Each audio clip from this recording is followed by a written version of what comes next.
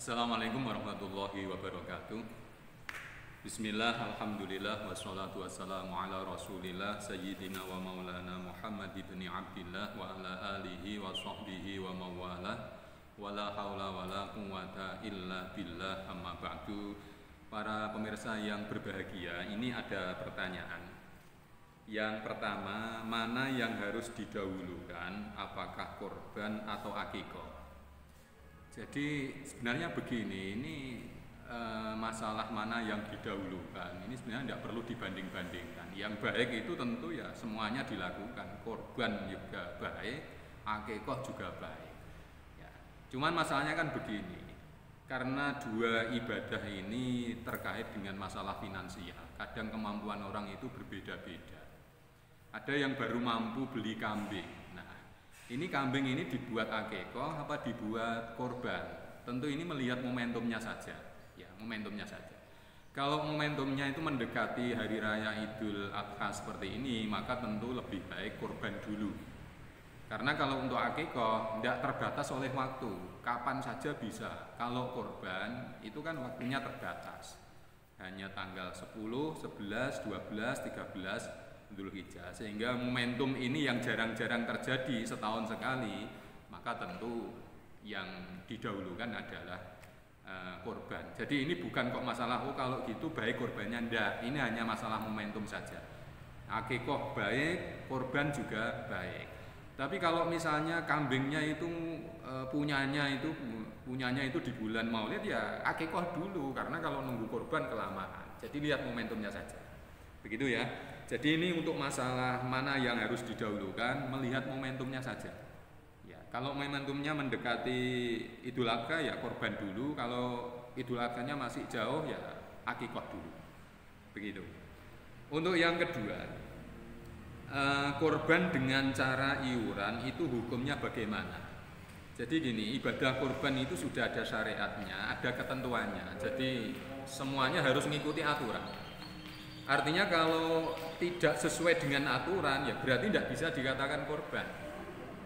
Aturan yang berlaku kan ya kalau kambing satu untuk satu orang, sapi, kerbau, unta berlaku untuk tujuh orang. Nah kalau iuran itu sebagaimana yang dilakukan di sekolah-sekolah, itu kan biasanya satu kelas itu ada 30, ada 40 iuran, kemudian dibelikan korban.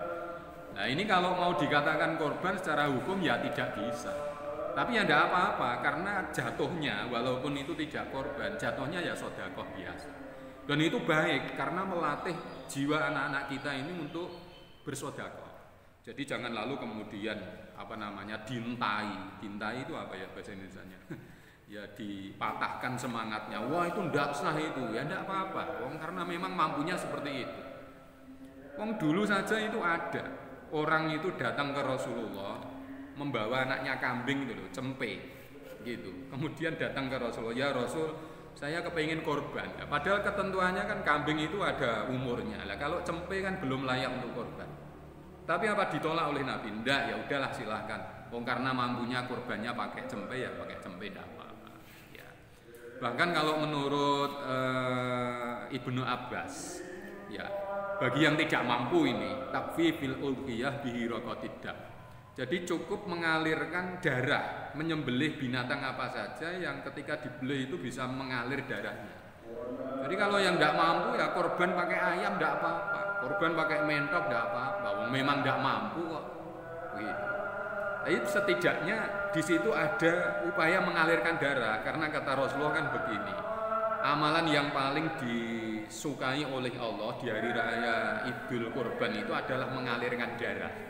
Makanya Ibnu Abbas memberikan toleransi ini bagi yang tidak mampu loh ya. Bagi yang tidak mampu ya karena mampunya hanya nyembelih mentok ya korban pakai mentok ya tidak apa-apa. Tapi ini statusnya bukan korban gitu. Karena korban ada ketentuannya. Gitu ya. Jadi bagi yang tidak mampu, kalau mampu kok masih milih mentok ya kebacut itu namanya. Kalau yang mampu ya beli kambing, beli sapi. Bagi yang tidak mampu, mampunya apa? Korban mentok silakan, tidak apa-apa. Tolong sekali lagi ya diperhatikan, ini bagi yang tidak mampu, korban mentok tidak apa-apa. Begitu. Kemudian yang ketiga, bolehkah arisan korban? Jadi gini prinsipnya, arisan itu kan ta'awun. Ya, ta'awun itu saling menolong, saling membantu antara satu dengan yang lain, sehingga yang berat bisa menjadi ringan. Nah, prinsipnya lagi dalam urusan muamalah itu yang penting di situ tidak terjadi doror, tidak terjadi gharar, tidak terjadi bahaya dan tidak terjadi penipuan. Nah, sekarang kita lihat arisan-arisan yang sudah berlaku, arisan apapun, apa arisan korban, arisan haji, arisan umroh, banyak sekali macamnya ya.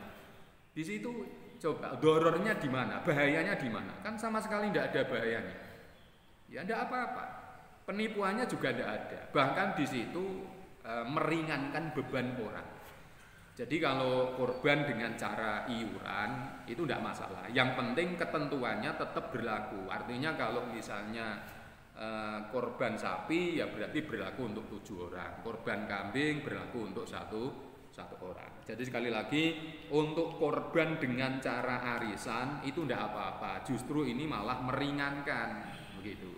Saya kira ini yang bisa saya sampaikan. Semoga bermanfaat. Ada kurangnya mohon maaf. Wassalamualaikum warahmatullahi wabarakatuh.